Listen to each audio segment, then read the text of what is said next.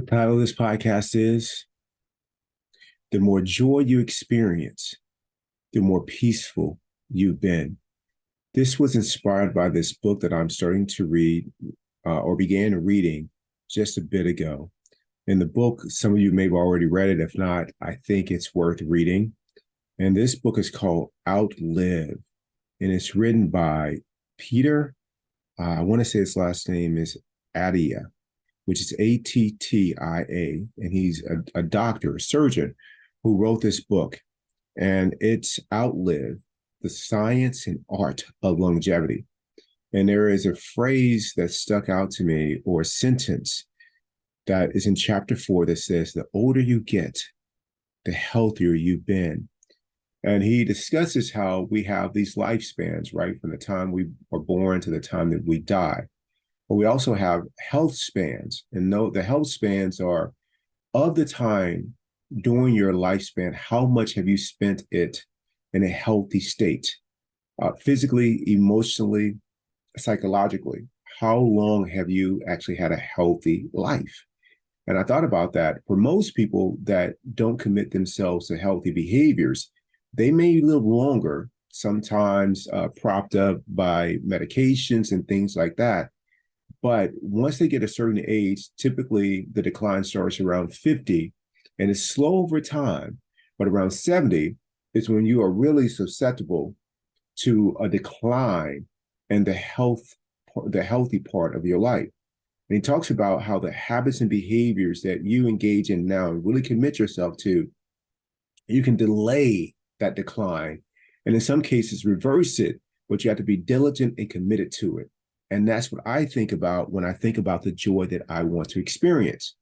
The joy that I want to experience is really that I'm experiencing in this moment is not because there are things that are happening that are joyful around me.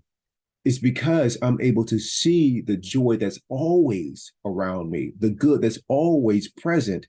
And the reason I'm able to see it is because of the work that I did leading up to this point, the consistency in it. And so the things that would have bothered me before, they would have obscured or distracted me from seeing the joy and the good that is always available. But because I noticed that 8, 9 years ago, I said, I want to be turned on every day. I want to experience joy every day. Even when there's a challenge, I want that challenge to be an opportunity for me to go deeper. So the next time that I see that situation, it distracts me less and less until it is not a distraction anymore. And all I see is joy. All I see is good. All I see is opportunity to really live life with an open heart. So again, the idea of this is the more joy you experience, the more peaceful you've been leading up to this current experience with joy. And again, that is only possible, at least in my life, because of all the work that I do leading up to it. Never missing a day of doing my well-being practice, never or hardly ever missing an opportunity to apply the principles of letting things go, of not being distracted by my personal mind and its tendency to judge, to blame, to when I meet somebody who disagrees with me or says something negative about me, to not spin a narrative that they're out to get me or sabotage me. If they are, that's their path. My path, what I've said, my path is peace. And me getting wrapped and tangled up in that does not lead to peace.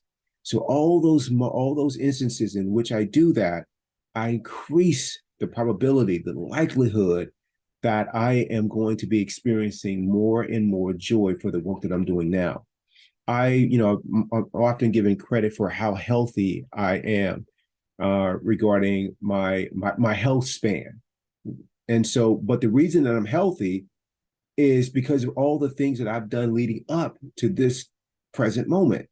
That's why I'm healthy. That's why I can move and do the things that I do.